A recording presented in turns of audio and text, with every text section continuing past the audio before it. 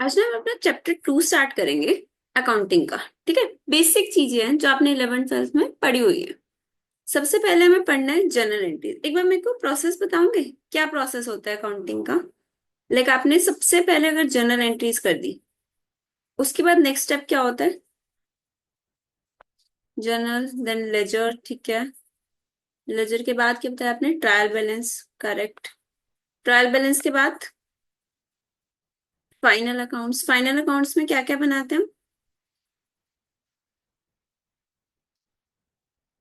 Trading and P&L and balance sheet. Yes. ठीक है। तो हमें यहाँ पे जर्नल एंट्रीज की एक यूनिट पढ़नी है, लेजर्स की एक यूनिट पढ़नी है, उसके बाद हम ट्रायल बैलेंस की यूनिट्स पढ़ेंगे। देन आपने एक सब्सिडरी बुक सुनी होगी, cash book, sales return, purchase return, ये सब बुक सुनिए। ठीक है, ये पढ़ेंगे। और लास्ट हम पढ़ेंगे ट्रायल बैलेंस। और इसमें हम एक और यूनिट करेंगे दैट इज रेक्टिफिकेशंस की। सारा कुछ करते टाइम अगर आपने कोई गलत एंट्री कर दी, कुछ भी गलती कर दी, तो उसकी आपको रेक्टिफिकेशन करनी पड़ेगी, rectification of errors. Second chapter में सबसे इंपॉर्टेंट यूनिट है रेक्टिफिकेशन। ठीक है। क्योंकि बेसिक चीज आपको सारी आती है, आपको पता है जर्नल क्या होती है, लेजर्स क्या होते हैं, सब पता है। जो छोटी मोटी गलतियां होती है ना, उनको करेक्ट कैसे करना है, दैट इज रेक्टिफिकेशन। सबसे पहले हम बेसिक स्टार्ट करते हैं। जर्नल। बताओ जर्नल एंट्रीज क्या होती है, आपको क्या पता है जर्नल के बारे में?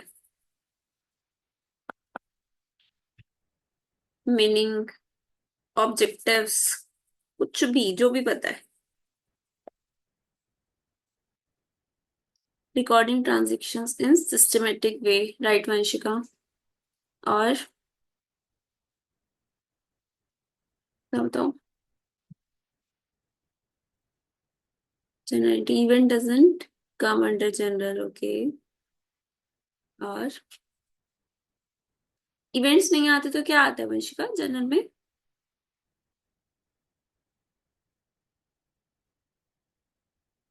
बताइए जी। फटाफट बताओ, एकदम बेसिक चीज है। मनी ट्रांजेक्शन्स आती है, मॉनेटरी ट्रांजेक्शन्स। ठीक है। और इसमें आपने और क्या चीजें सुनी है? डेबिट क्रेडिट वर्ड सुना है? Credit transactions, debit transactions, right. कितने टाइप्स के हम अकाउंट्स बनाते हैं? कितने टाइप्स में हम इनको डिवाइड करते हैं? टू। कौन से टू? डेबिट क्रेडिट नहीं, नहीं, ये तो आपने एक वर्ड दिया। हम, हाँ जी, बिल्कुल सही साक्षी। रियल, पर्सनल एंड नॉमिनल, ये सब पढ़ेंगे हम। पर्सनल अकाउंट क्या होता है, रियल अकाउंट क्या होता है, नॉमिनल अकाउंट क्या होता है। क्या? तो हम फर्स्ट स्टार्ट करते हैं अपना double entry book keeping. Double entry का मीनिंग क्या होता है? पर्सनल में भी तीन और, हाँ जी बिल्कुल साक्षी, पर्सनल में भी तीन और होता है। सबसे पहले डबल एंट्री का मीनिंग देखो। Double entry system book keeping is a process of evolution of various accounting techniques and the only scientific way of technique as per double entry system. Every transaction has two fold aspects, debit and credit. ठीक है। तो अगर आपसे true force में पूछे कि double entry system में कितने एस्पेक्ट्स होते हैं, तो आप क्या बोलोगे? दो, डेबिट और क्रेडिट। डबल एंट्री का मीनिंग है वही, दो जगह इफेक्ट आएगा। Both the aspects are to be recorded in the books of accounts. Thus, in every transaction, at least two accounts are effective. एक चीज बताओ, क्या एक जर्नल एंट्री में दो से ज्यादा अकाउंट इफेक्ट हो सकते हैं? Yes, yes. ठीक है। डिस्काउंट। एग्जाम्पल हो गया एक डिस्काउंट। और बताओ, दो से ज्यादा अकाउंट इफेक्ट हो सकते हैं या नहीं जनरल एंट्री में? Yes, it's called compound entry. ये भी पढ़ेंगे हम अभी। एडवांटेजेस देख लो डबल एंट्री की। क्योंकि इस यूनिट में बताऊं आपको, जो स्टार्टिंग वाले चैप्टर्स है ना, उनमें से जनरली आती है तो थ्योरी आती है। आपका प्रैक्टिकल वाला पार्ट आएगा तो ज्यादा आएगा रेक्टिफिकेशन वाले से। तो इसकी हम थोड़ी सी थ्योरी पढ़ते जाते हैं। Double entry book keeping advantages क्या होते हैं? एक्यूरेट अकाउंटिंग होती है, दो जगह इफेक्ट आ रहा है, दोनों जगह हम शो कर देते हैं। Ascertainment of profit and loss, हम ट्रेडिंग एंड P&L अकाउंट बना के अपना प्रॉफिट एंड लॉस कैलकुलेट करते हैं। फाइनेंशियल पोजीशन किससे पता चलती है हमें? कौन से स्टेटमेंट से पता चलती है financial position, financial position Vanshika, profit and loss से प्रॉफिट एंड लॉस अकाउंट पता लगता है। हाँ जी, फाइनेंशियल पोजीशन हमें पता चलती है बैलेंस शीट से कि आपके पास कितने एसेट्स हैं और कितने लायबिलिटीज हैं। क्या आपकी कैपिटल है वो सब हमें किससे पता चलता है? बैलेंस शीट से। अवेलेबिलिटी ऑफ डिटेल्ड इंफॉर्मेशन, हमें पूरी डिटेल्ड इंफॉर्मेशन मिलती है डबल एंट्री के कारण।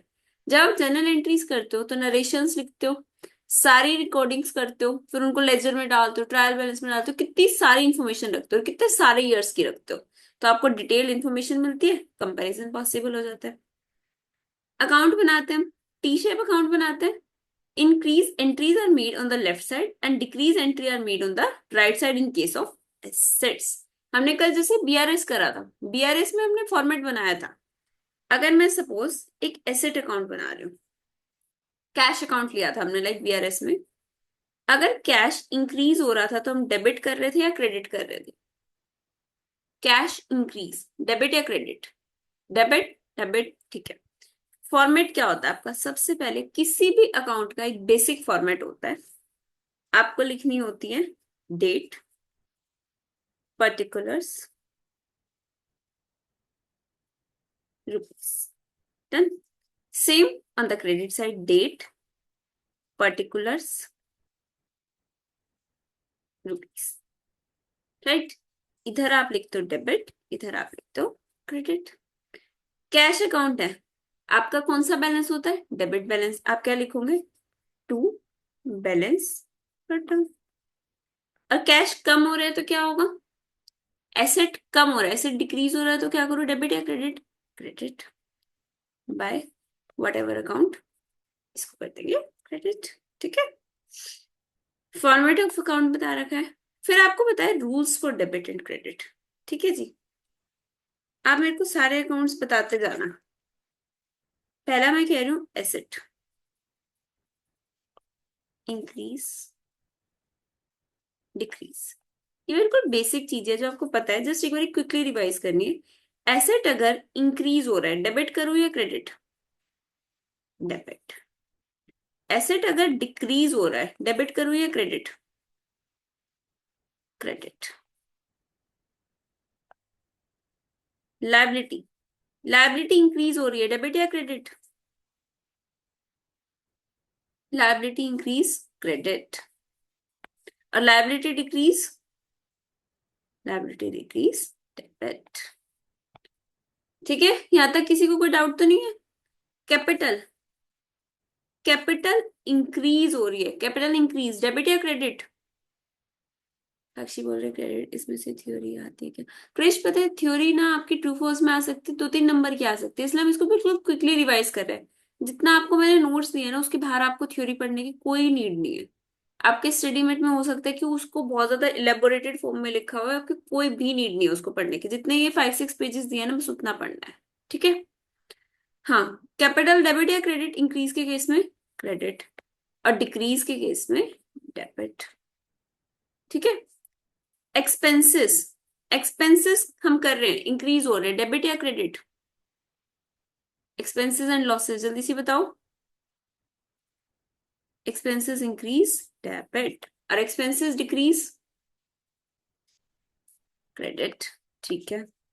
इनकम, इनकम इंक्रीज हो रही है, डेबिट करेंगे क्रेडिट करेंगे? इनकम इंक्रीज हो रही है तो क्रेडिट करेंगे और डिक्रीज हो रही है तो डेबिट करेंगे, ठीक है। बेसिक चीजें थी एकदम से। अब देखो, profit and loss shall be credited to capital account, losses shall be debited to capital account, पता है हमें ये। अच्छा एक चीज बताओ मेरे को, क्या मैं ये बोल सकती हूँ debit means favourable balance? Yes और no? Debit means favourable balance, yes और नो? ट्रू फॉल्स आपके लिए? उन्होंने बोला debit means favourable balance. True, Vanshika बोल रही ट्रू, तेजस सिंह ट्रू। बाकी लोग सोच के बताओ, debit means favourable balance. Vanshika आप ट्रू से फॉल्स पे आ गए, जल्दी से बताओ लॉजिक के साथ। क्या डेबिट का मतलब फेवरेबल बैलेंस होता है या नहीं होता? मैम पासबुक में क्रेडिट फेवरेबल होता है, फॉल्स। यस आशु, करेक्ट, हम बोलेंगे इसको false. Debit does not always means favourable balance. Yes Sakshi, not necessary. अगर मैं बोलूं कैपिटल, कैपिटल अकाउंट का तो डेबिट बैलेंस मीन्स नेगेटिव है ना? हम पासबुक की साइड से देखें, पासबुक का डेबिट बैलेंस मीन्स नेगेटिव। तो ऐसा जरूरी नहीं होता ना कि डेबिट मीन्स फेवरेबल बैलेंस। ये बस हमने एक वर्ड्स दिए हैं। हमने बोला कि अगर आपका एसेट है या एक्सपेंसेस है तो डेबिट मीन्स इंक्रीज, अगर आपकी लाइबिलिटी है, कैपिटल है या इनकम है तो क्रेडिट मीन्स इंक्रीज। हमने जस्ट वर्ड दे दिया। Debit does not means a favourable balance. The term debit and credit shall not be taken to mean respectively favorable and unfavorable thing. They merely describe the two sides of account. ठीक है, तो यहां से अगर आपका true false आता है तो आपके 2 मार्क्स मिल जाएंगे। A transaction is a type of event which is generally external in nature. Transactions are analyzed in terms of money and supported by proper documents are recorded in accounts under double entry system. अब ना हमें दो approach पढ़नी है, accounting equation approach and traditional approach. Accounting equation approach क्या होती है जल्दी से बताओ? Accounting equation approach, accounting equation क्या होती है?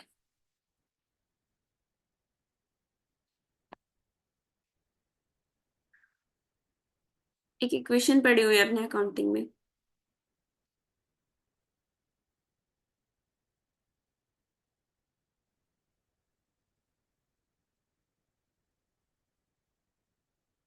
G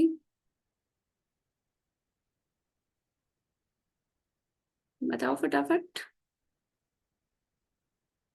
capital is equals to assets minus liabilities. Yes, हम पढ़ते हैं assets minus liabilities equals to equity. आप एक चीज देखो, ये आपकी बैलेंस शीट होती है, ठीक है? आप इधर लिखते हो अपने एसेट्स, मैं इसको और बाइफरकेटेड फॉर्म में बताती हूँ। इधर हम लिखते हैं फिक्स्ड एसेट्स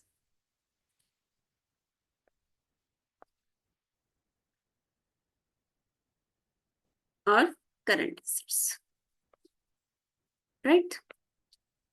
मैम भूल गई थी, बैलेंस शीट से डिराइव किया। हाँ जी वंशिका, बेस्ट वही होता है कि हम ऐसे ही डिराइव करते हैं। इधर आपके सारे एसेट्स आ जाते हैं, इधर आप क्या लिखते हो? Share capital, reserves and surplus, या फिर जिसको हम रिटेन्ड अर्निंग्स भी बोलते हैं, ठीक है? नॉन करंट लायबिलिटीज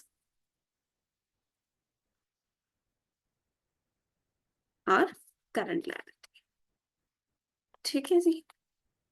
अब हम इसको कैसे डराइव कर सकते हैं? अच्छा, शेयर कैपिटल और रिजर्व्स एंड सरप्लस, इनको टोटल कर दूं तो एक वर्ड यूज करते हैं। क्या वर्ड होता है? Share capital plus reserves and surplus equity, right Vanshika? इन दोनों को टोटल मिला के बोलते हैं इक्विटी। इक्विटी शेयर कैपिटल अलग होती है, इक्विटी अलग होती है। तो equity means share capital plus reserves and surplus या शेयर होल्डर्स फंड। अब एक चीज देखो, इक्वेशंस बनाते हैं। हमने बोला ये आपके टोटल एसेट्स हैं, ये आपकी टोटल लाइबिलिटीज है। तो हम क्या बोल सकते हैं? पहली बात हम ये बोल सकते हैं assets minus liabilities equals to equity. इसमें किसी को doubt? Assets minus liabilities equals to equity. और ऐसा बोल सकते हैं हम liabilities plus equity equals to assets, assets equals to equity plus liabilities. ये इधर जाके प्लस हो गया, ये भी ठीक है। और क्या बोल सकते हैं हम तीसरा? Fixed assets plus current assets equals to equity plus long term debt plus non long term liabilities plus current liabilities, ये भी सेम बात है। और लास्ट आपका क्या बचा? Yes, equity plus non current liability equals to fixed assets plus current assets minus current liabilities. ये हमने क्या करा? Fixed assets plus current assets minus current liabilities, ये आपका क्या बच जाएगा? Equity plus non current liabilities. तो इन इक्वेशंस में किसी को कोई दिक्कत? सारी हमने बैलेंस शीट से डिराइव करी है। इन शॉर्ट हमें ये बोलना होता है कि सबसे पहले assets minus liabilities equals to equity, बाकी तो अपने आप बनती जाएंगी, उन्हीं का बाइफर्केशन है। डन? क्रेश, साक्षी, समझ आया? डन, ठीक है जी। इसको एक बार रीड कर लो। Accounting equation approach, the relationship of assets with that of liabilities and owner's equity in the equation form is known as accounting equation. Basic accounting equation comes into picture when sum total of capital and liabilities equalizes assets. Where assets are there, the business owners and capitals, and liabilities are what the business owns. Under double entry system, every business transaction has twofold effect on the business enterprise, where each transaction affects changes in assets, liabilities, or capital in such a way that accounting equation is complete and equated. यही चीज अभी हमने पढ़ी है, assets equals to liabilities plus capital, या फिर fixed assets plus current assets minus current liabilities equals to long term liabilities plus equity, और assets minus liability equals to capital, या फिर एसेट्स इक्वल्स टू लायबिलिटीज पर stock holders equity. ठीक है जी। इसका सबसे expanded form assets equal to liabilities plus contributed capital plus beginning retained earnings plus revenue minus expenses plus minus dividends। ये चीज समझ आई? ये लास्ट वाली इक्वेशन समझ आई आप लोगों को?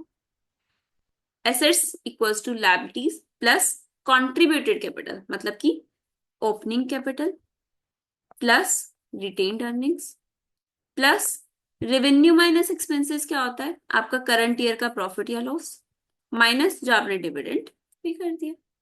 ठीक है, डन? ये सबको समझ आया? यस और नो? डन। ये सारा आपका नीचे बाइफरकेट एक्सप्लेन कर रखा है। ट्रेडिशनल अप्रोच जो हम जनरली यूज करते हैं, काउंटिंग इक्वेशन अप्रोच तो आपको एक बार ही समझनी थी, हम जनरली चलते हैं ट्रेडिशनल अप्रोच के according. Transactions in the journal are recorded on the basis of rules of debit and credit only. For the purpose of recording these transactions are classified into 3 groups. अब बताना आपके कौन से accounts होते हैं? आपने starting में बताया था हम अकाउंट्स को 3 पार्ट्स में डिवाइड करते हैं। सबसे पहले तो हम बोलते हैं पर्सनल, इम्पर्सनल। पर्सनल को हम फर्दर 3 पार्ट्स में डिवाइड कर सकते हैं, इम्पर्सनल को हम 2 पार्ट्स में डिवाइड करते हैं।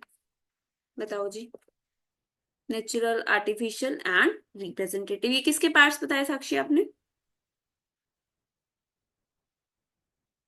पर्सनल के। परफेक्ट। पर्सनल को हम 3 पार्ट्स में डिवाइड करते हैं, क्या क्या? नेचुरल,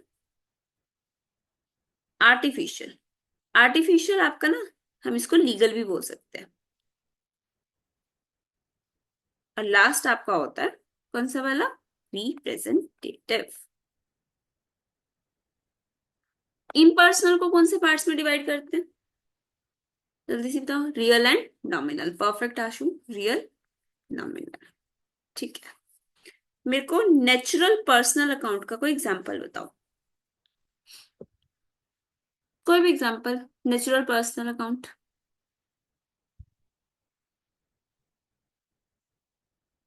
रो, आप लोग अपना नाम लिख दोगे ना, वो भी नेचुरल पर्सनल अकाउंट है। हाँ जी, जैसे कि साक्षीज अकाउंट, वंशिकाज अकाउंट, क्रिश अकाउंट, ये सारे क्या हैं आपके? Natural personal account. Artificial personal account कौन सा होता है? Firm, companies, clubs. बिल्कुल, फर्म्स, कंपनी, क्लब, सोसाइटी, जो एक पर्टिकुलर पर्सन को रिप्रेजेंट नहीं कर रहे, लेकिन इनकी अपनी सेपरेट एंटिटी, सेपरेट आइडेंटिटी होती है। और last one representative. Representative accounts कौन से होते हैं? आउटस्टैंडिंग एक्सपेंसेस, प्रीपेड, हाँ जी, ये इसमें आते हैं आपके आउटस्टैंडिंग लैब एक्सपेंसेस। ड्राइंग्स किस में जाएंगी? अगर आपने कोई ड्राइंग्स करी है, किस में जाएंगी? रिप्रेजेंटेटिव में। परफेक्ट, क्योंकि वो एक पर्सन को रिप्रेजेंट कर रही है, ओनर को रिप्रेजेंट कर रही है। कैपिटल, कैपिटल आपका किस में जाता है? रिप्रेजेंटेटिव। किस में शो कर रहा है? वो एक ओनर को रिप्रेजेंट कर रहा है। तो ये सारे आपके होते हैं पर्सनल अकाउंट्स। इसका गोल्डन रूल ऑफ अकाउंटिंग क्या होता है, जो आपने एकदम स्टार्टिंग में पढ़ा था 11th क्लास में? Golden rule of accounting of personal account. किसको हम डेबिट करते हैं, किसको क्रेडिट करते हैं? Debit receiver, credit, perfect. ये हमारा गोल्डन रूल था, debit the receiver, credit the giver. पता है ये चीजें आपको आती हैं, स्टिल ब्रश अप करनी बहुत जरूरी है, क्योंकि अभी तो आप फाउंडेशन में हो, सीख लोगे। अब बाद में इंटर फाइनल लेवल पे जाके बोल रहे हो ना कि आपको जनरल एंट्रीज नहीं आती, डेबिट क्रेडिट नहीं पता, तो फिर वो दिक्कत है। तो अभी इसको एकदम से स्ट्रॉन्ग करके चलना है, ठीक है? बिल्कुल बेसिक चीजें क्लियर करते चलना। Debit the receiver, credit the giver. Next is real account. Real accounts क्या होते हैं? रियल अकाउंट्स एग्जांपल बताओ। Building, furniture. कैश किस में जाएगा? कैश, बैंक बैलेंस किस में जाएगा? Real, perfect. इसका गोल्डन रूल क्या होता है? रियल अकाउंट का रूल क्या होता है?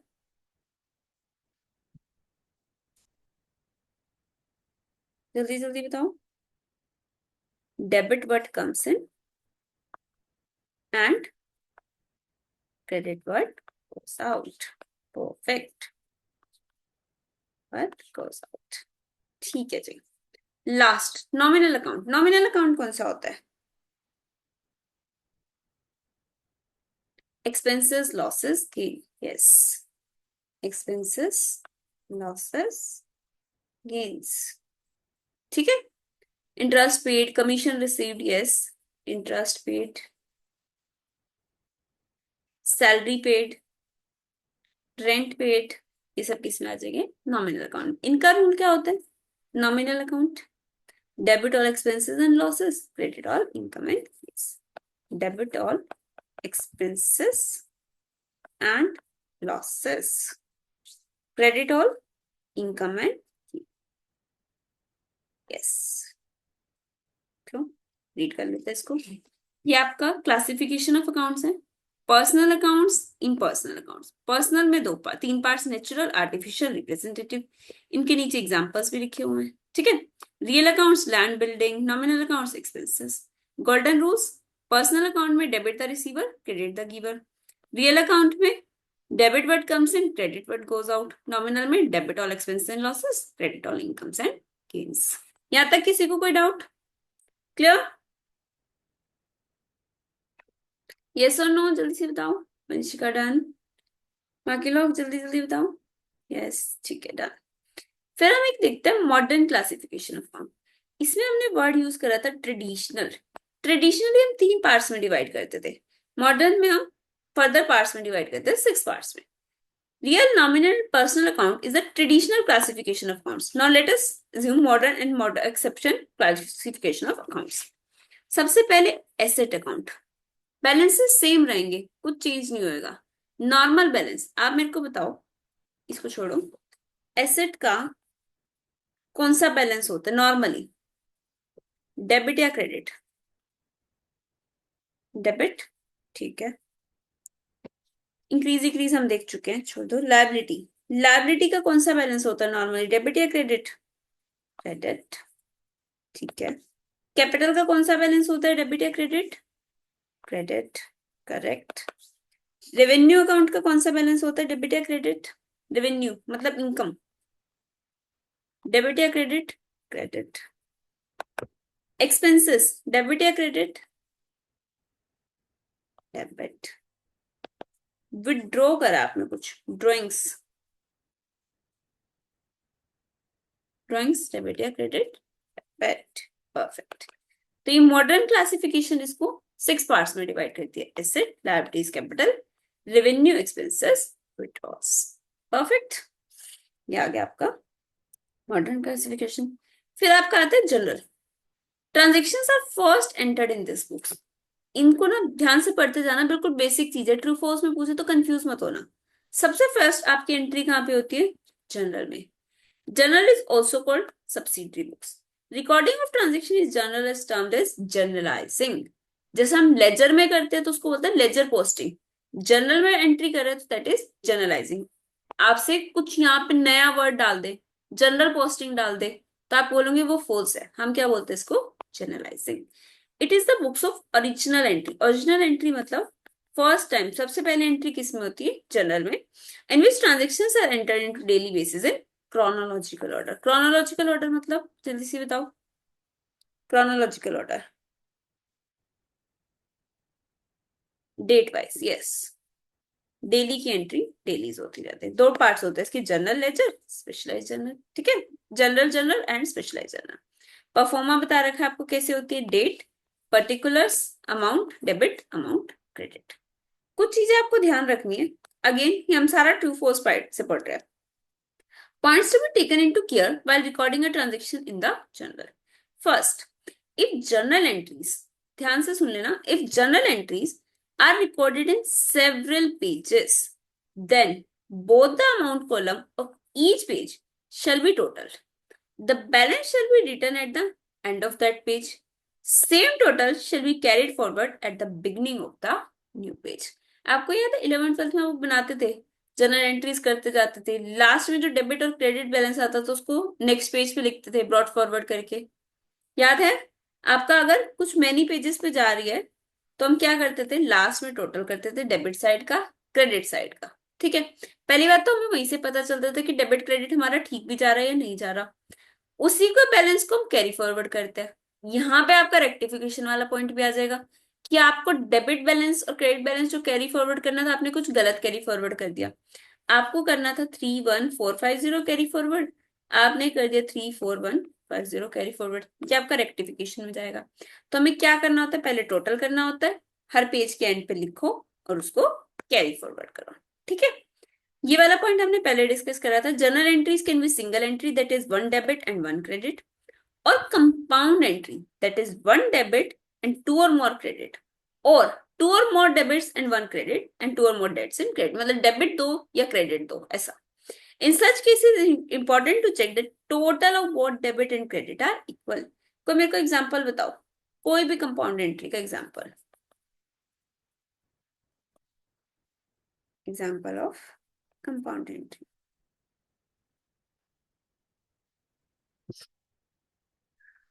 कैश और discount, cash debit, discount debit to sales. ठीक है, cash debit, discount debit to sales. और कोई बताओ कंपाउंड एंट्री का कोई example.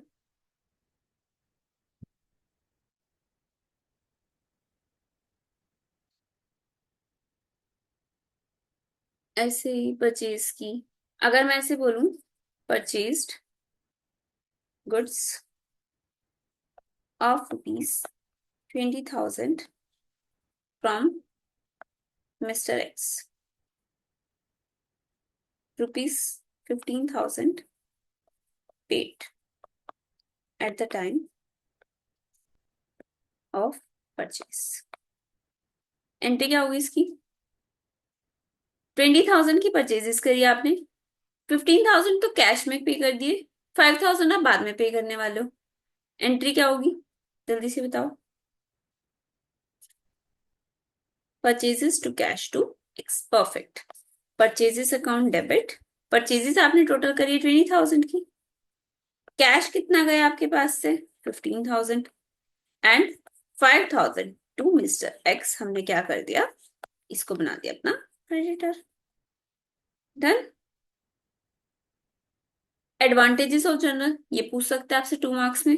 Chronological entries are gives timely business transactions into. अगर आप टाइमली सीक्वेंस में एंट्रीज कर रहे हो, जैसे कि कल हम कैश बुक और बीआरएस मैच कर रहे थे, ठीक है, अगर हम जनरल में टाइम से एंट्री नहीं करेंगे तो क्या वो कैश बुक में एंट्री हो पाएगी? नहीं होगी। और कैश बुक में एंट्री नहीं हुई, पता चले जून वाली एंट्री जाके हम दिसंबर में कर रहे हैं, तो क्या हम मंथली बीआरएस में उसको मैच कर पाएंगे? नहीं कर पाएंगे, वो शो ही नहीं होगा। तो इसलिए हमें जनरल एंट्री जो हम क्रोनोलॉजिकल ऑर्डर में करते हैं ना, उसका बेनिफिट होता है कि आपकी टाइमली सारी एंट्रीज होती जाती है। Journal entries are supported by narrations that clearly explains transactions to ensure their correctness. अगर मैं ये बोल दूं सिर्फ मैंने ये एंट्री करी, बैंक टू वंशिका, क्या इस बात से क्लैरिटी हो रही है कि वंशिका ने मेरे को किस चीज की पेमेंट करी? उसने कोई लोन ले रखा था वो रीपे करा, कोई सेल्स करी थी उसका रीपेमेंट करा, किस चीज का करा है? नहीं पता लग रहा। यहाँ पे होती है आपकी नरेशन। ये नरेशन आपको सिग्निफाई करती है कि आपने एंट्री करी क्यों है। कुछ भी हो सकता है, बिल्कुल वंशिका। तो हमें ये नरेशंस जो होती है जर्नल एंट्रीज में, ये बताती है कि हमने एंट्री क्यों करी है। Journal entries guide ledger posting, easing work and reducing errors. आपके एरर्स भी कम होते हैं। अगर आप ऐसा करोगे ना डायरेक्टली, आप सोचो कि लेजर ही तो बनाना है, डायरेक्ट लेजर कर दे, नहीं। आप जब तक एक ओरिजिनल एंट्री नहीं करोगे ना, आपकी लेजर पोस्टिंग हमेशा गलत होगी। डायरेक्ट आप लेजर बनाओगे, एरर्स हमेशा आएंगे। तो जनरल के तीन बेनिफिट्स देखे हमने। टाइमली ट्रांजेक्शन्स रिकॉर्ड होती है क्रोनोलॉजिकल ऑर्डर में, नरेशन जो होती है प्रॉपर इंफॉर्मेशन देती है, और लेजर पोस्टिंग हम कर पाते हैं विदाउट एरर्स। यहां तक कोई डाउट? सब क्लियर है? हाँ जी। एक काम करो, अपने आप को ना रेटिंग दो 1 to 10 में से। आपको क्या लगता है आपको जर्नल एंट्रीज कितनी आती है? खुद को रेटिंग देनी है 1 to 10 में।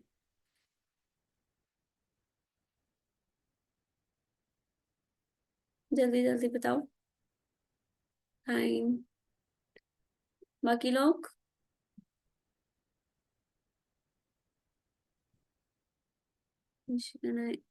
एक मार्क, कभी कभी सिली मिस्टेक, हाँ वो तो कोई बात नहीं, हो जाता है।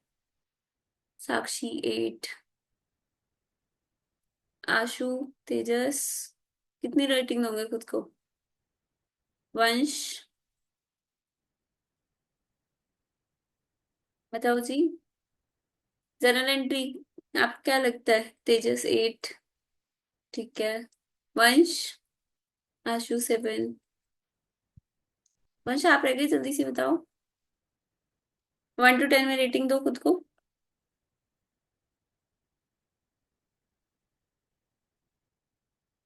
चलो कोई बात नहीं, अभी मैं पूछूंगी ना एंट्री, सब पता चल जाएगा। इसमें एक लास्ट टॉपिक करना हमें, अकाउंटिंग फॉर जीएसटी। जीएसटी पता है आप लोगों को क्या होता है?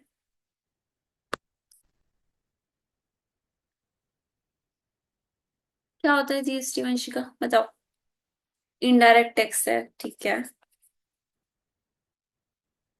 कितने टाइप्स का जीएसटी होता है? Tax impose on goods, indirect tax. अच्छा, मेरे को अकाउंटिंग पर्पज से बताओ, अगर हम परचेजेस कर रहे हैं, अगर हम परचेजेस कर रहे हैं, तो मैं इनपुट लिखूंगी या आउटपुट लिखूंगी? इनपुट टैक्स लिखूंगी या आउटपुट टैक्स? Input tax. क्योंकि सामान मेरे पास आ रहा है, कुछ ना कुछ इनपुट आ रहा है, तो मैं क्या लिखूंगी? Input tax. अगर मैं सेल्स कर रही हूँ, इनपुट टैक्स लिखूं या आउटपुट टैक्स? सेल्स कर रही हूँ तो आउटपुट टैक्स। परफेक्ट। टाइप्स बताया आपने, हमने देखा दो टाइप्स की सेल्स कर सकते हो आप, इंटरस्टेट, इंट्रास्टेट। इंटरस्टेट के केस में कौन सा जीएसटी होता है और इंट्रा में कौन सा होता है? सीजीएसटी एसजीएसटी किस केस में है? इंट्रा में SGST CGST, yes. SGST CGST. और एक ना आपका कभी कभी यूटीजीएसटी भी होता है, पढ़ोगे आप ये बाद में, कोई डिटेल में जाने की नीड नहीं है, बस 3 टाइप्स का होता है। यूटीजीएसटी मतलब यूनियन टेरिटरी, सीजीएसटी मतलब सेंट्रल, एसजीएसटी मतलब स्टेट। और इंटर स्टेट में कौन सा लगता है? मैम कर गए थे इंटर में आईजीएसटी, ठीक है जी। इंटर में आईजीएसटी कौन से वाला है? ये कौन सा जीएसटी वंशिका, कौन सा पूछ रहे हो?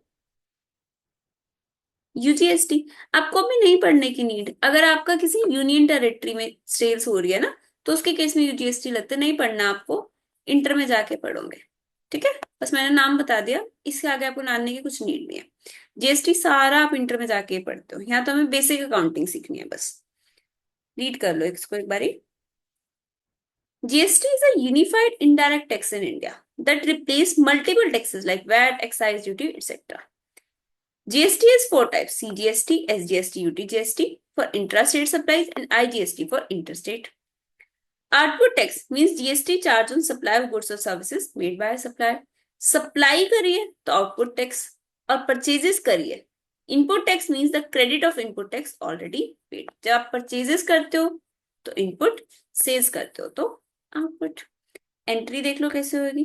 The double entry bookkeeping records need to show the GST values separately so that the purchases, sales and expenses are posted net without the addition of GST. Journal entries देखो। आप मेरे को एक बारी सेल्स की एंट्री बताओ, sales की entry बताओ, परचेज की एंट्री बताओ। जीएसटी छोड़ो, नॉर्मल सेल्स की एंट्री क्या होती है? क्रेडिट सेल्स करी आपने, क्रेडिट सेल्स करी है, एंट्री क्या होगी? Debtors to sales. ठीक है, अब परचेजेस करिए तो नॉर्मल एंट्री क्या होती है?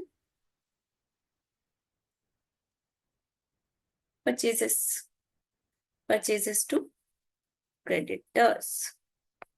ठीक है जी। अब यहाँ पे ना बस आपके जीएसटी ऐड हो जाएंगे। अगर आपने सेल्स करी है तो आप एक आउटपुट जीएसटी और लिखो, आउटपुट जीएसटी। ऐसा हमने पता है क्यों करा? Example, goods worth ₹5,000 sold to Mr. X. CGST and SGST charged at the rate 9%. ठीक है, हमने उसे सेल्स करी है 5,000 रुपीज की। ध्यान से सुनना है चीज, 5,000 रुपीज की हमने सेल्स करी है, उसपे 9% का सीजीएसटी चार्ज करा और एसजीएसटी चार्ज करा है। क्लियर? अब आपने किसको सेल्स करी है? मिस्टर एक्स को, तो mister x is the receiver, debit कर दो।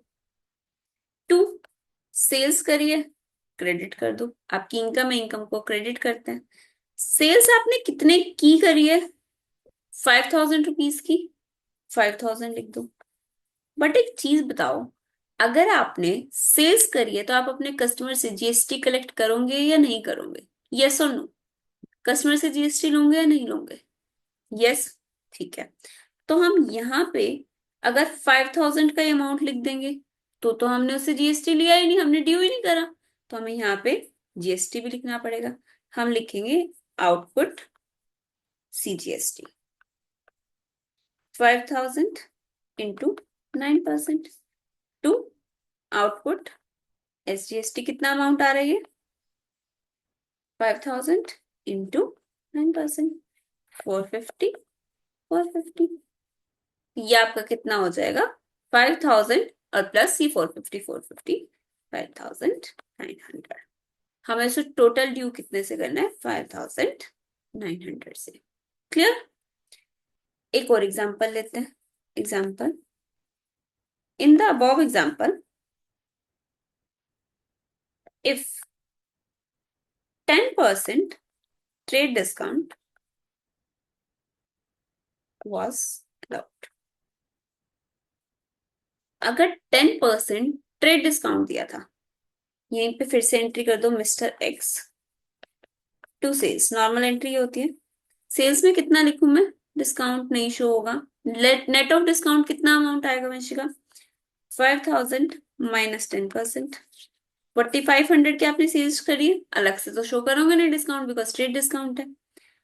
टू, सीजीएसटी, आउटपुट सीजीएसटी कितना? 4,500 पे 9% लगेगा। 4,500 इंटू 9% कितना अमाउंट आ रहा है?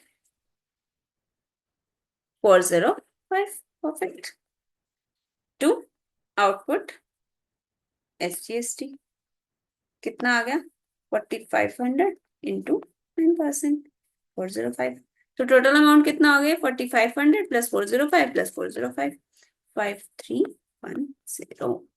दोनों चीज में फर्क समझ आया। अगर आपने ट्रेड डिस्काउंट लेस करा है तो हम सेल्स हमेशा ट्रेड डिस्काउंट लेस करने का शो करते हैं, और जीएसटी जो आपका कैलकुलेट होगा रिड्यूस्ड अमाउंट पे होगा। इस पॉइंट में किसी को कोई भी डाउट है तो बताओ। और हमेशा जब सेल्स कर रहे हो तो आपको आउटपुट वर्ड लिखना है, खाली सीजीएसटी एसजीएसटी नहीं लिखना। Output CGST, output SGST. सब बताओ फटाफट। क्लियर? डन। ठीक है। नेक्स्ट आपका है परचेजेस का केस। आप बोलते हो purchases to creditors. Example, purchased goods worth ₹10,000 from mister Y, CGST and SGST at the rate 9%। क्या एंट्री बनेगी? परचेजेस करिए 10,000 की, सीजीएसटी एसजीएसटी 9%।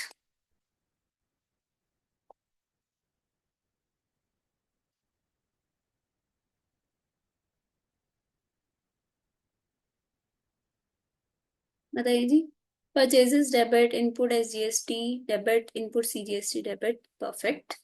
Purchases debit. हम नॉर्मल एंट्री करते हैं purchases debit to mister Y. ठीक है। परचेजेस तो आपने 10,000 की करी है, वो तो इतने पे ही रहेगी, नेट अमाउंट शो करना है हमें। लेकिन input CGST debit, input SGST debit, कितना अमाउंट आएगा आपका? 10,000 इंटू 9%, 900। तो टोटल अमाउंट कितना आ जाएगा टू मिस्टर वाई? कितना लिखूं? 11,800।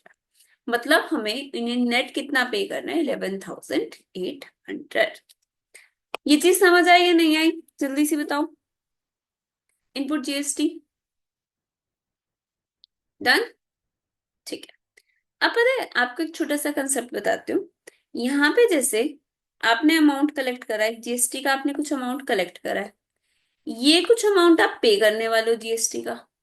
ठीक है। अब ये हमारे एग्जांपल में तो ज्यादा आ रहा है। इन जनरल आपका क्या होगा? इनपुट वाला अमाउंट कम होगा, आउटपुट वाला ज्यादा होगा, सेट ऑफ कर देंगे। क्लियर? लेकिन ये सेट ऑफ करना सिर्फ और सिर्फ तब अलाउड होता है जब वो गुड्स आपने बिजनेस के लिए परचेज करे। अगर आपने क्या करा, कुछ मैं एग्जांपल्स बताती हूँ। जब आपका आईटीसी रिवर्स हो जाएगा, input tax credit, input tax credit आपका रिवर्स हो जाएगा। अगर आप लोगों को पता है तो बताओ कब आपको रिवर्स करना पड़ेगा ये? ITC not allowed. नहीं पता वंशिका? किसी को पता है इनपुट टैक्स क्रेडिट आपको कब रिवर्स करना पड़ेगा? कोई भी किसी को पता हो तो बताओ फटाफट।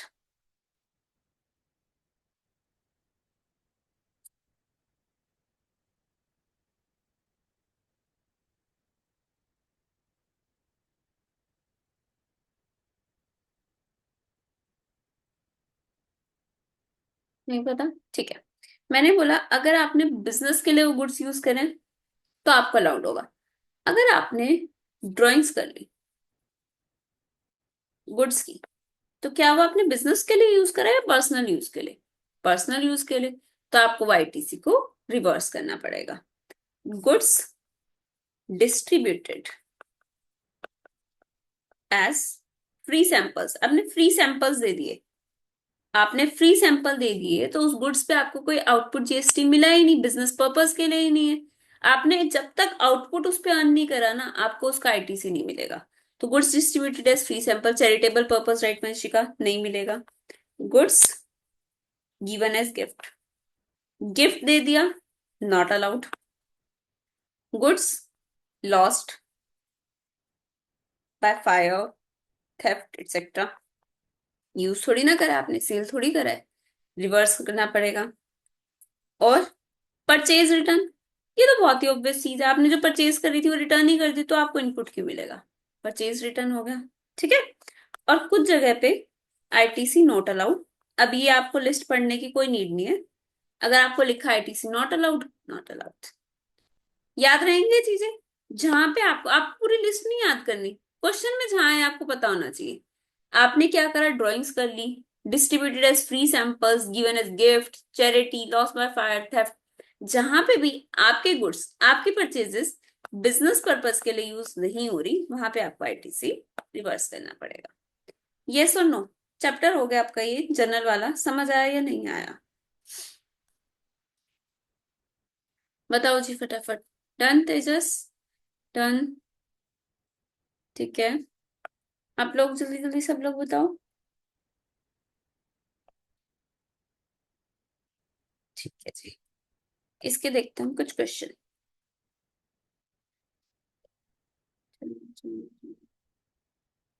एक हम देखते हैं पहले अकाउंटिंग इक्वेशन का क्वेश्चन।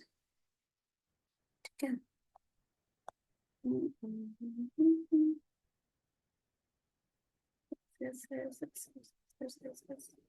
ये देख लेते हैं इलस्ट्रेशन नंबर 2।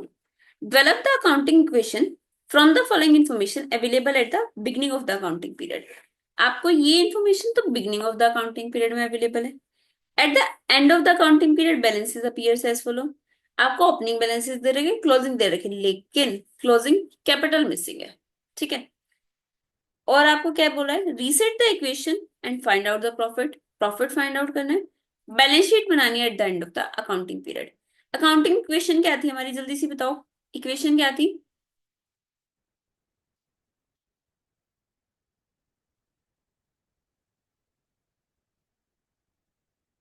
चलो फटाफट, अकाउंटिंग इक्वेशन हमने क्या पढ़ी थी?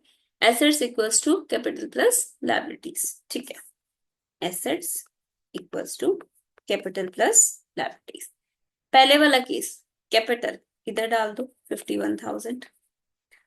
लोन, लोन किस में डालूं, एसेट या लायबिलिटी? लायबिलिटी डाल दो 11,500। Trade payables 5,700, liability. Fixed assets किधर आएंगे, एसेट साइड 12,800। इन्वेंट्री 22,600, इन्वेंट्री किस साइड डालूं, एसेट या लायबिलिटी? डाल दो जी 22,600। ट्रेड रिसीवेबल किस साइड जाएंगे, एसेट या लायबिलिटी? एसेट, ठीक है 17,500। कैश एंड बैंक बैलेंस किस साइड जाएगा, एसेट या लायबिलिटी? एसेट, ठीक है 15,300। मैच कर रही है आपकी इक्वेशन? कितना टोटल आ रहा है दोनों साइड्स का?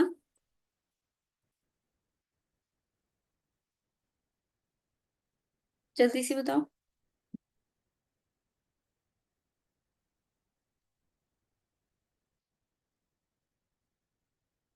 68,200। यस, सबका आ रहा है 68,200। एसेट्स और लाइबिलिटीज दोनों साइड का आपका टोटल सेम आना चाहिए। 68,200 इक्वल्स टू 68,200, सेम बात आ रही होगी आपकी। आ रही है सबकी, यस और नो? जल्दी से बताओ। आशु, तेजस, आई या नहीं आई? ठीक है, डन। हमें क्या करना है, क्लोजिंग वाली भी बनानी है। क्लोजिंग इक्वेशन देख लो। कैपिटल आपको नहीं पता, लेकिन एसेट्स पता है, लायबिलिटीज पता है, पुट करते जाते हैं values. Assets equals to capital plus liabilities. हमें कैपिटल नहीं पता, सी रख दो। Liabilities 11,500 plus 5,800। Fixed assets 12,720 plus inventory 22,900। Trade receivables 17,500। Cash at bank 15,600। Capital का बैलेंस निकालो फटाफट, पुट करके फाइंड हो जाएगी। हाँ जी वंशिका, फाइंड फटाफट करो जी इसको। कैपिटल का बैलेंस बताओ मेरे को।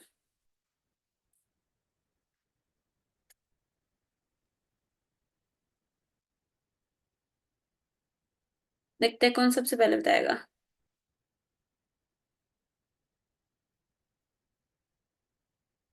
51,420। यस, ये आएगी आपकी 51,420। आ रहा है सबका ये बैलेंस? ठीक है, अब यहाँ पे आपको क्या करना था, reset the equation and find out profit. Profit find out करना है। तो प्रॉफिट पता है कैसे फाइंड आउट करते हैं, ओपनिंग कैपिटल कितनी थी 51,000, क्लोजिंग कैपिटल कितनी है 51,420, तो आपको जो डिफरेंस आया ना 51,420 माइनस 51,000, तो ये 420 का इंक्रीज किस कारण हुआ होगा? प्रॉफिट्स के कारण। क्योंकि हमने एक चीज पढ़ी थी, आपको नोट्स में दिखाती हूँ, balances, profit shall be credited to capital account. हमने कैपिटल को इंक्रीज किस कारण करा था? प्रॉफिट्स के कारण। तो अब जो आपका इंक्रीज हो रहा है वो किसके कारण है? कैपिटल के कारण। बैलेंस शीट बनानी आती है सबको? बैलेंस शीट बना लोगे इस क्वेश्चन में? हाँ जी, ठीक है। एक और क्वेश्चन देखते हैं। Journal entries, this is the question of equation. ठीक है, एंट्रीज डिस्कस करते हैं। Generalize the following transactions. Also state the nature of each account involved in the journal entry. Sorry. कौन सा क्वेश्चन था?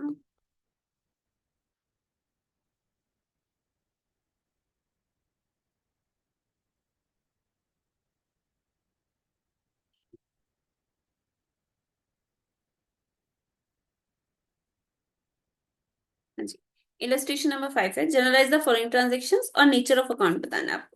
सबसे पहले December 1, Ajit starting business with capital of 4 lakh. क्या एंट्री होगी कैपिटल की? Cash to Ajit. आशु, हम अजीत लिखेंगे या कैपिटल लिखेंगे? Cash account, real account and capital account. Capital account का नेचर क्या होगा, जल्दी बताओ। Real, personal, nominal? Personal account, ठीक है। तो अपनी एंट्री क्या बनेगी? कैश डेबिट टू कैपिटल, ठीक है। Cash is the real account, capital is the personal account. ये देखो आपको ऐसे प्रेजेंट करना है, बैंक या cash to capital account, this is personal, this is personal. Bank account भी सॉरी पर्सनल अकाउंट में आता है आपका। अच्छा, उसके बाद he withdraws cash for business for the bank. Cash withdraw करा, क्या एंट्री होगी?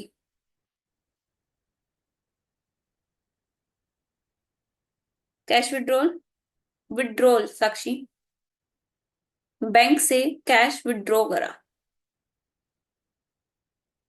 Cash to bank, perfect. आपने विड्रॉ करा है ना, तो कैश इंक्रीज होएगा, बैंक डिक्रीज होएगा। कैश अकाउंट कौन सा अकाउंट होता है? कैश रियल, और बैंक पर्सनल। देखो इन चीज में ना डिफरेंस याद रखना, कैश आपका रियल अकाउंट होता है, एसेट।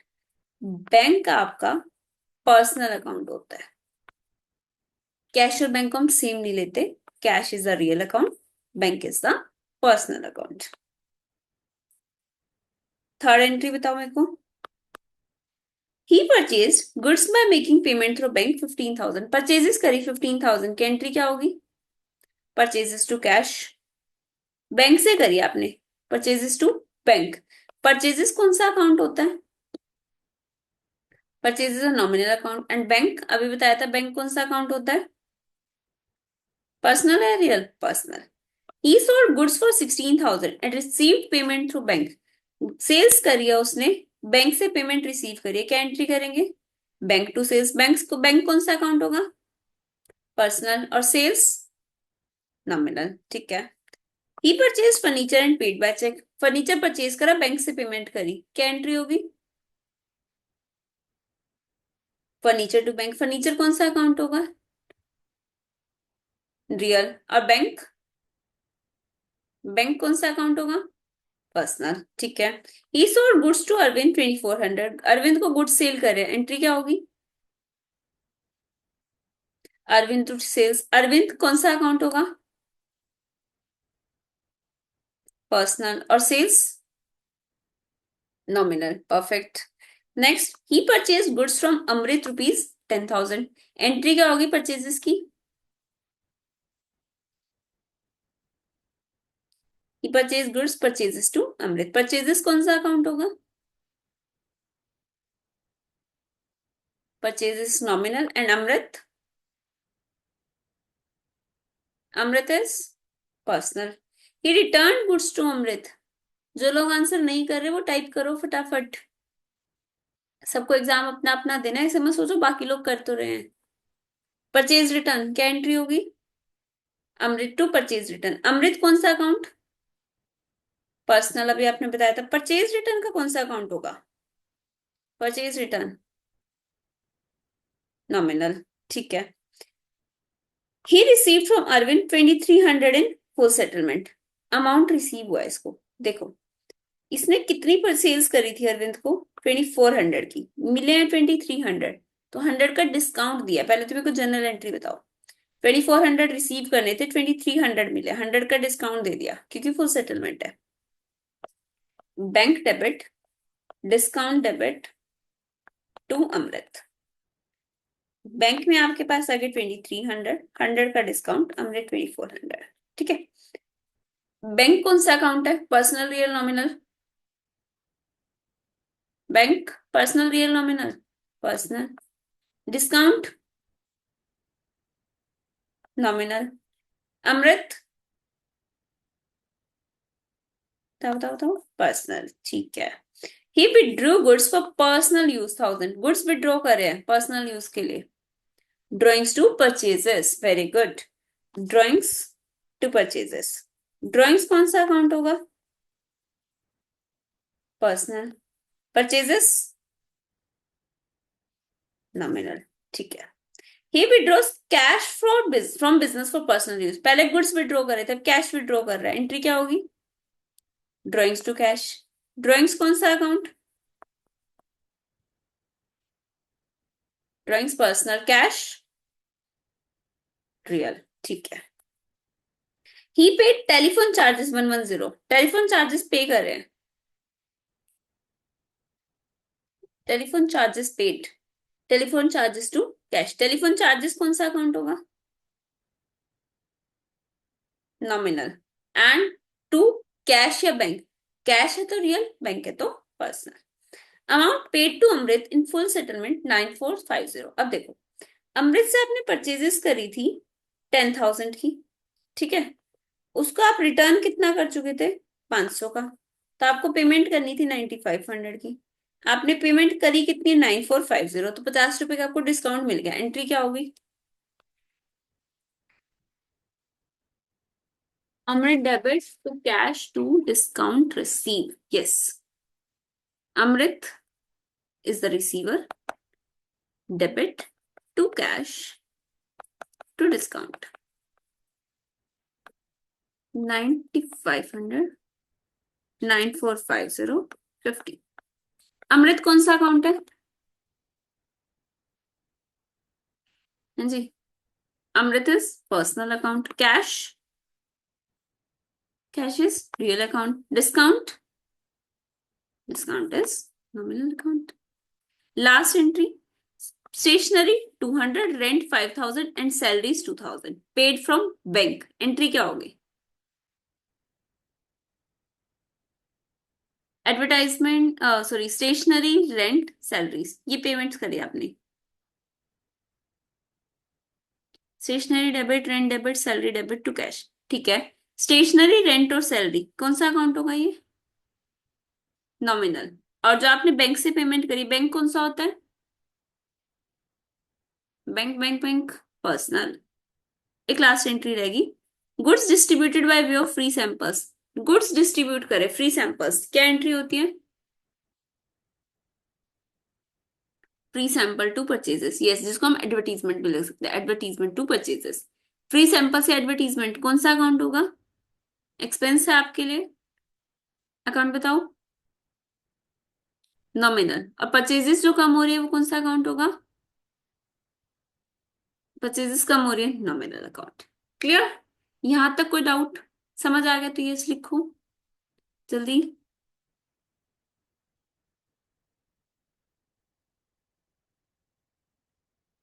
डन वंशिका, बाकी लोग समझ आया? डन तेजस, डन, ठीक है। एक हम जीएसटी वाली इलस्ट्रेशन कर लेते हैं। Illustration number 8।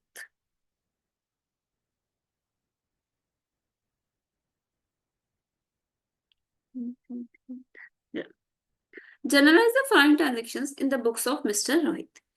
He purchased goods from Sahil for rupees 50,000 plus CGST and SGST at the rate 9% each.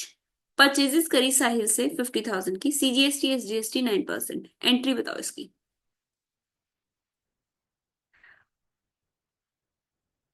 Purchases debit, input CGST debit, input SGST debit to Sahil. Amounts बताओ. 4500 किस में आएगा? GST में. ठीक है. और साहिल में कितना लिखूं?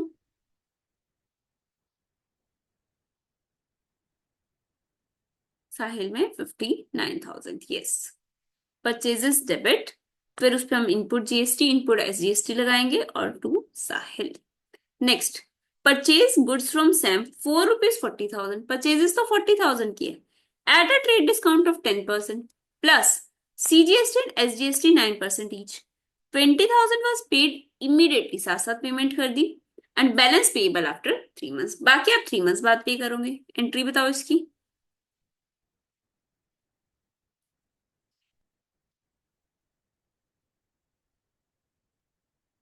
बताइए जी.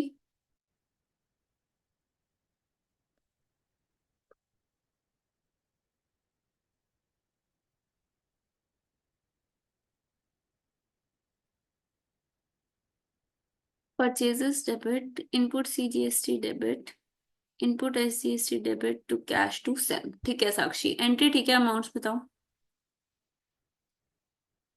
3240 CGST SGST. कैसे कैलकुलेट करा ये आपने?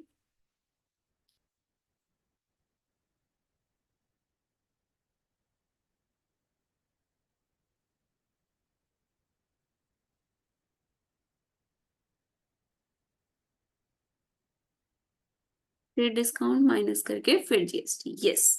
40,000 की टोटल परचेजेस थी, जिसमें से 10% का ट्रेड डिस्काउंट था. तो आपने परचेजेस करी कितने की थी? 36,000 की. तो आपको GST कितना पे करना पड़ेगा? 36,000 इंटू 9%. 36,000 इंटू 9%. 3240. ठीक है जी. तो आपकी एंट्री क्या बन जाएगी? Purchases debit 36,000, input GST 3240, SGST 3240. Sam के बैलेंस में कितना जाएगा इसका? इन सब का टोटल माइनस जो कैश पे करा आपने, तो आपका आ जाएगा 22,480. तो एक चीज हमेशा ध्यान रखनी है, पहले ट्रेड डिस्काउंट लेस करना है, लेस वाले अमाउंट पे आपको GST लगाना है. Goods costing 20,000 withdrawn for personal use. Such goods were purchased by paying CGST and SGST at the rate 9%. Entry बताओ.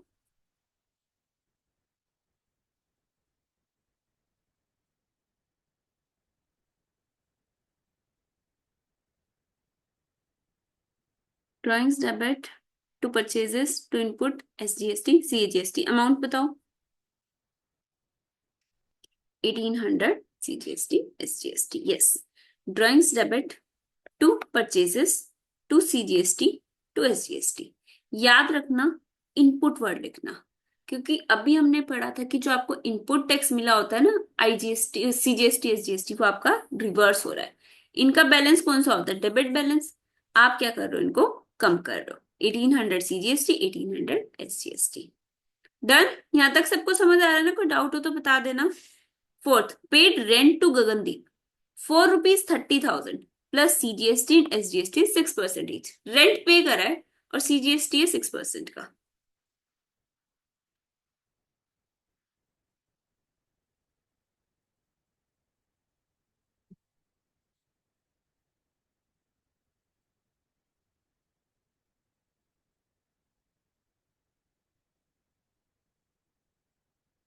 Rent debit, input CGST SGST debit to bank.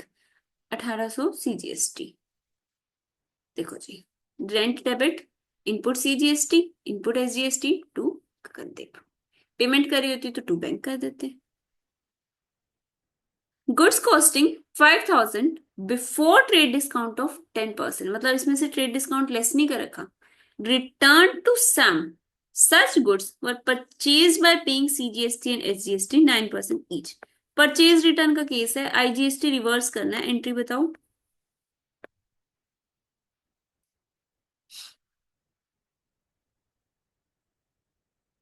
हाँ जी वंशिका, इसमें आप ना बैंक भी लिख सकते हो, बिल्कुल ठीक है, क्योंकि इन्होंने पेड बोला है।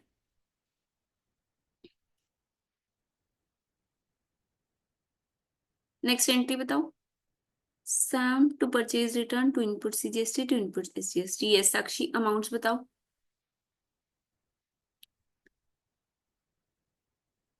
405 सीजीएसटी एसजीएसटी। सैम में कितना आएगा? आपकी एंट्री बनेगी Sam to purchase return to input CGST to input SGST. ठीक है जी। 5000 माइनस 10%, 4500। 4500 का 9%, 405। और इधर भी आ जाएगा 405। तो अमाउंट कितना आ जाएगा आपका? 4500 प्लस 405 प्लस 405, 5310। ठीक है। Purchase furniture for 44,800 including IGST 12%। बहुत अच्छी एंट्री है ये। फर्नीचर परचेज करा जिसमें आईजीएसटी पे करो, मतलब इंटर स्टेट सप्लाई है, 12% का। इसमें ऑलरेडी इंक्लूडेड था 12% आईजीएसटी। क्या एंट्री करेंगे?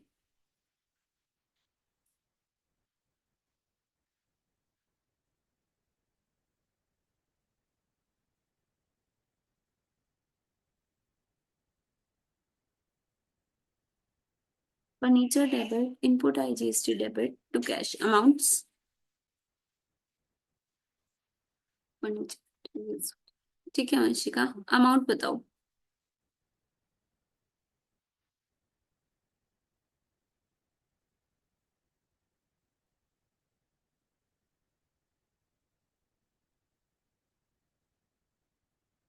हाँ जी साक्षी, परफेक्ट। इसमें ना बोला है जीएसटी इंक्लूडेड था, ऑलरेडी इंक्लूडेड था, आपको इस पे परसेंटेज नहीं लगाना। 44,800 कैश का टोटल दे रखा है, 44,800। इसमें आपका जीएसटी कितना इंक्लूडेड था? 12%। तो मतलब ये अमाउंट 112 पे था, आपको जीएसटी हटाना है 12 पे। तो ये कितना आ जाएगा? 4800। तो आपका फर्नीचर अकाउंट कितने से डेबिट हो जाएगा? इसको एक्सक्लूड करके 40,000, इनपुट जीएसटी 4800, और बैंक अकाउंट 44,800। ये एंट्री सबको समझ आई? यस और नो? ये अमाउंट कैसे आया आपका?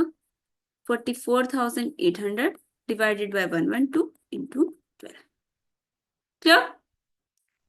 आपको समझ आया वंश, साक्षी? क्लियर? ठीक है। Last entry. Purchase machinery from messrs Symphony industries for rupees 1,40,000 plus CGST and SGST 9% each. Paid 1 lakh immediately, balance to be paid after 2 months. Machinery purchase करिए मेसर्स सिम्फनी इंडस्ट्रीज से।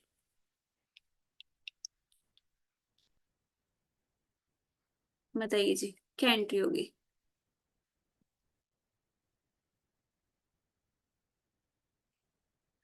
Debit input SGST, machinery debit input SGST debit input CGST debit to bank to MS. ठीक है Vanshika, amounts बताओ।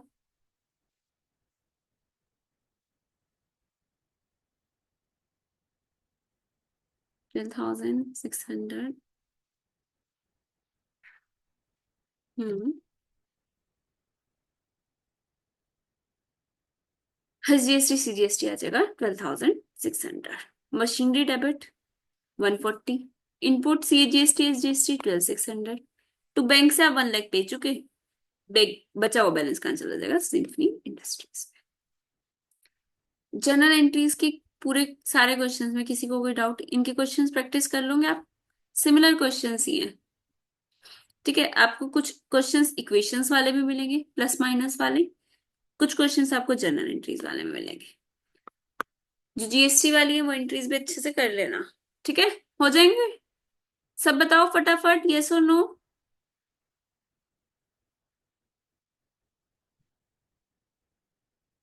ठीक है तेजस, जल्दी जल्दी साक्षी। ठीक है, ओके। एक ना छोटी सी यूनिट और करेंगे, लेजर्स। लेजर्स क्या होता है?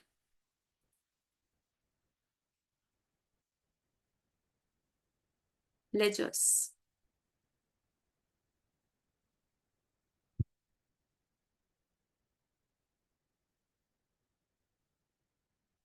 Separate account for every transaction, बिल्कुल सही है वंशिका। ग्रुप्ड इनटू अकाउंट्स, जो हमने जर्नल एंट्रीज करी, जैसे कि हमने अभी मशीनरी परचेज की एंट्री करी, we said the entry is machinery debit to bank account, right. दो अकाउंट से इफेक्ट हो रहे हैं आपके, डबल एंट्री अभी पढ़ा था। तो हम क्या अकाउंट बनाएंगे, एक तो हम मशीनरी अकाउंट बनाएंगे, मशीनरी अकाउंट डेप्रिसिएशन वाले चैप्टर में भी हमने बनाना सीखा था। इधर आपकी डेट आ जाएगी, इधर पर्टिकुलर्स, इधर rupees, then again date, particulars, rupees. और दूसरा अकाउंट आपका कौन सा बन जाएगा, बैंक अकाउंट।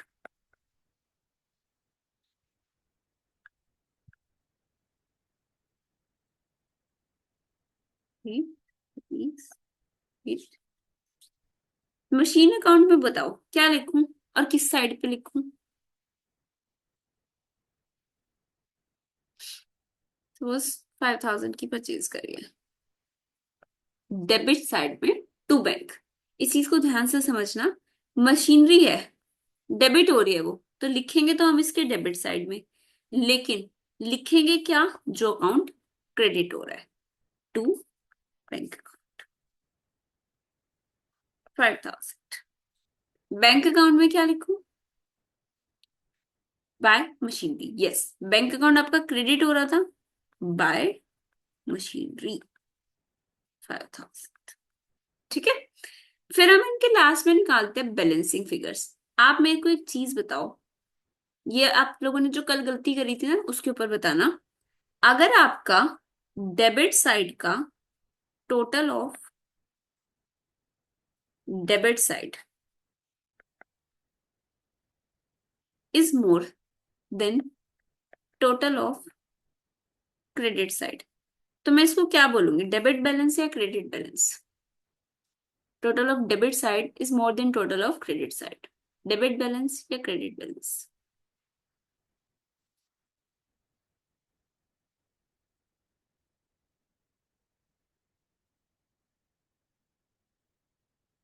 अगर मैं ये कहती हूँ, ये आपका यही वाला अकाउंट ही ले लेते हैं, machinery account debit to bank, आपने कोई और परचेजेस भी करी to bank account 8000, for example आपने ड्यूरिंग द ईयर डेप्रिसिएशन लगा दिया 2000, ठीक है।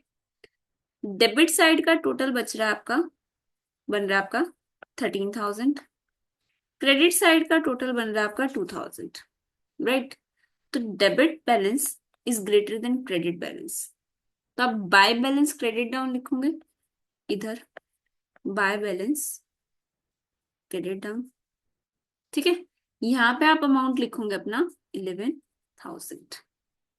अब एक चीज बताओ, ये मशीनरी का फेवरेबल बैलेंस है या अनफेवरेबल बैलेंस है, ये वाला अमाउंट फेवरेबल है या अनफेवरेबल है, फेवरेबल है। और एसेट्स का फेवरेबल बैलेंस डेबिट होता है क्रेडिट होता है, डेबिट होता है। तो इससे आपको पता नहीं चल रहा ये कौन सा बैलेंस है, डेबिट बैलेंस है। बैलेंस मतलब हम जिस साइड लिख रहे हैं वो नहीं होता, जो साइड ज्यादा होती है वो होता है, ठीक है। अगर सपोज ये वंशिका है, ये तेजस है, वंशिका ने तेजस को 5000 रुपीज देने थे, तेजस ने वंशिका को 4000 रुपीज देने थे। इन्होंने बोला सेट ऑफ कर लेते हैं, वंशिका ने 5000 तेजस को देने थे, तेजस ने 4000 किसको देने थे, वंशिका को देने थे। सेट ऑफ कर लेते हैं, तो किसकी साइड पेंडिंग रह गया, वंशिका की साइड 1000 रह गया ना, वंशिका ने 1000 रुपीज देने हैं, तो हम क्या बोलेंगे, किसका बैलेंस बचा, वंशिका का balance.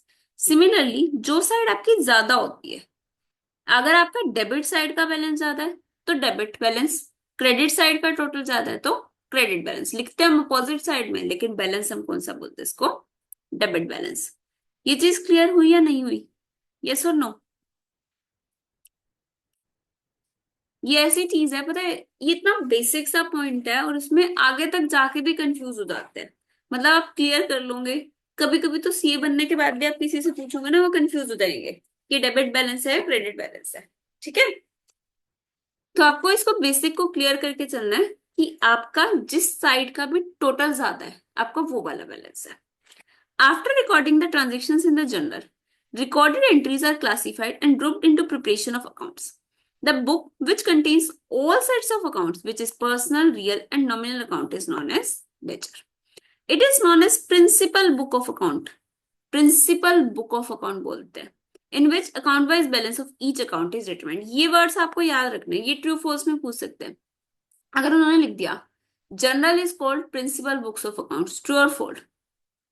Journal is called principal books of accounts, true और फॉल्स? जर्नल, जर्नल को बोलते हैं या लेजर को बोलते हैं प्रिंसिपल बुक्स? फॉल्स, लेजर को बोलते हैं हम प्रिंसिपल बुक्स ऑफ अकाउंट्स। ठीक है, the process of transferring the debit and credit item from journal to ledger is known as posting. Journal में एंटरिंग करने को हम बोलते हैं जर्नलाइजिंग, अभी पढ़ा था जर्नलाइजिंग, और इसको हम बोलते हैं पोस्टिंग। लेजर पोस्टिंग पढ़ा है ना आपने, that is posting. Rules regarding posting of entries in the ledger. In ledger posting to is used on the debit side. बिल्कुल ही बच्चों वाली चीजें बता रहे हैं। यहाँ पे हम अकाउंट बनाते हैं, ये डेबिट ये क्रेडिट, यहाँ पे हम टू लिखते हैं, हमें भी पता है। अन by on the credit side, इस साइड हम बाय लिखते हैं, ऑब्वियस बात है। Separate account is open in ledger book for each account. एक एंट्री हुई नहीं, अलग अलग अकाउंट बनने चालू हो जाते हैं। Machinery to bank, machinery account बन गया, बैंक अकाउंट बन गया। परचेजेस करी, purchases to mister X, purchases account बन गया, मिस्टर एक्स अकाउंट बन गया। सेल्स करी मिस्टर वाई को, क्या एंट्री हो जाएगी, mister Y to sales, Y का अकाउंट बनाओ, सेल्स का अकाउंट बनाओ, इतने सारे लेजर अकाउंट्स बन जाते हैं आपके। And entries from ledger posted respectively account accordingly.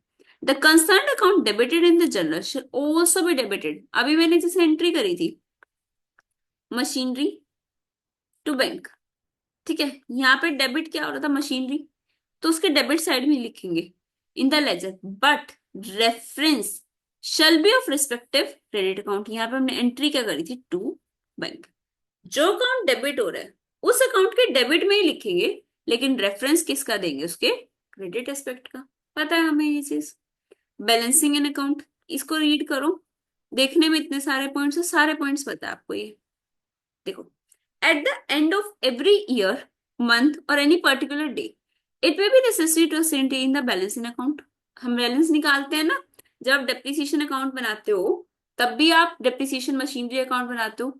Her year and पे बैलेंस निकाल रहे थे, मशीनरी में टू बैंक करते गए, इधर बाय डेप्रिसिएशन करा, फिर balance carried down, balance brought down, तो उस बैलेंसेस की बात करें, हर ईयर एंड पे आपको बैलेंस निकालना है। If the credit side is bigger than the debit side, it is a credit balance. जो चीज अभी बताई थी, अगर क्रेडिट साइड ज्यादा है तो credit balance, in the other case it is a debit balance. Debit side ज्यादा है तो debit balance. The credit balance is return on the debit side as to balance carried down. Credit balance हम कैसे लिखते हैं, अगर आपका credit side ज्यादा आ रहा है तो हम टू बैलेंस कैरी डाउन लिखते हैं। डेबिट साइड ज्यादा आ रहा है तो बाय बैलेंस कैरी डाउन लिखते हैं। नेक्स्ट ईयर उसको ब्रॉड फॉरवर्ड कर लेते हैं। Then the credit balance is written on the other credit side by balance brought down। ये brought down हो गया। This is the opening balance for the new period।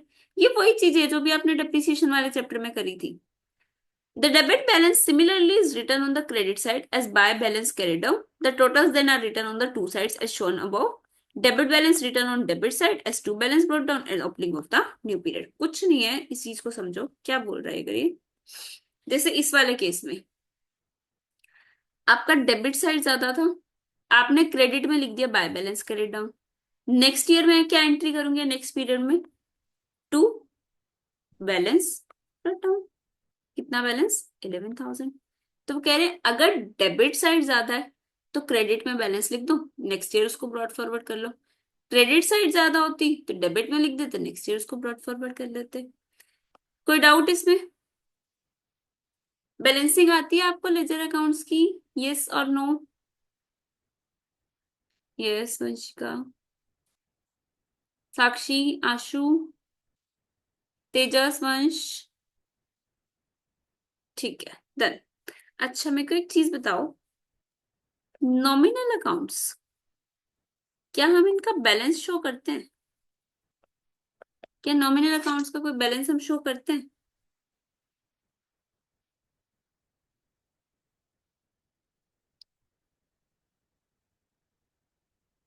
बताओ जी। नॉमिनल अकाउंट्स, क्या इनका? नहीं। यस तेजस, हम इनको हमेशा कहाँ ट्रांसफर करते हैं? पीएनएल अकाउंट में।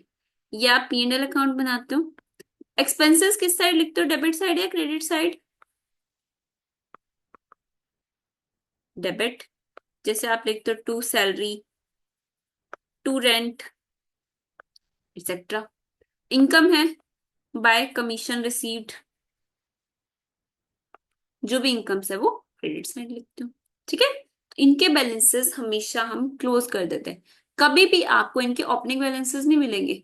अगर आपसे ट्रू फॉल्स में पूछ ले, can we have a opening balance of a nominal account, क्या हमारा नॉमिनल अकाउंट का ओपनिंग बैलेंस हो सकता है? ट्रू और फॉल्स? फॉल्स। और नॉमिनल अकाउंट का ओपनिंग बैलेंस नहीं हो सकता। दूसरा, अगर वो इस तरह से पूछ ले, do we show nominal accounts in balance sheet, true और फॉल्स? क्या नॉमिनल अकाउंट्स को बैलेंस शीट में शो करते हैं? False. Do we show nominal accounts in PNL account, true और फॉल्स? यस। पीएनएल अकाउंट में हम ट्रांसफर करके इसको क्लोज कर देते हैं। The net result of all nominal accounts are reflected in PNL account for an accounting period and which is transfer to capital account. उसका balancing figure capital में चला जाता है। Balance of all accounts relating to assets, liabilities, personal or impersonal, are reflected in the balance sheet at the end of the accounting year. Nominal वाले हम close कर देते हैं, बाकी सारे हम कहाँ शो कर देते हैं? बैलेंस शीट में। ठीक है जी, ये आपके दो यूनिट्स कंप्लीट हो गए, जर्नल वाले और लेजर वाला। दोनों यूनिट समझ आए या नहीं? क्वेश्चंस इसके कुछ भी नहीं है, लेजर के बिल्कुल सिंपल से क्वेश्चंस है, तो आप भी कर लोगे। ठीक है, जैसे आपका ये वाला क्वेश्चन है, पहला एंट्री इन्होंने बोली, purchase goods worth ₹5,000 payable at a later date for cash less 20% trade discount 5% cash discount. Purchases की एंट्री होगी, कैश डिस्काउंट शो करोगे और जो भी सप्लायर है वो शो करोगे। तो आप अकाउंट्स ओपन कर दोगे। कौन से? परचेजेस है, परचेजेस का अकाउंट शो करोगे, डिस्काउंट का अकाउंट शो कर दोगे, ऐसे ऐसे आपके अकाउंट्स बनते जाएंगे। हो जाएंगे टोटल। हाँ जी, चार ही इसके थोड़े थोड़े क्वेश्चन है ये ना। एग्जाम पॉइंट ऑफ व्यू से आपको बस इसकी बेसिक नॉलेज होनी चाहिए, जितने आपके स्टडी के क्वेश्चंस है ना उनको भी अच्छे से कर लोगे ना, सफिशिएंट है। क्योंकि चैप्टर 2 में से मैंने बताया था, थ्योरी आ सकती है आपकी ट्रू फोर्स में या दो चार नंबर की वैसे आ सकती है, मेन आपका आता है रेक्टिफिकेशन से। तो ये वाला चैप्टर अच्छे से करना है। आज के आज में ना, अभी अगर आप रात को पढ़ते हो या सुबह जल्दी उठ के ये वाले क्वेश्चंस कंप्लीट कर लेना। ठीक है, चलो जी।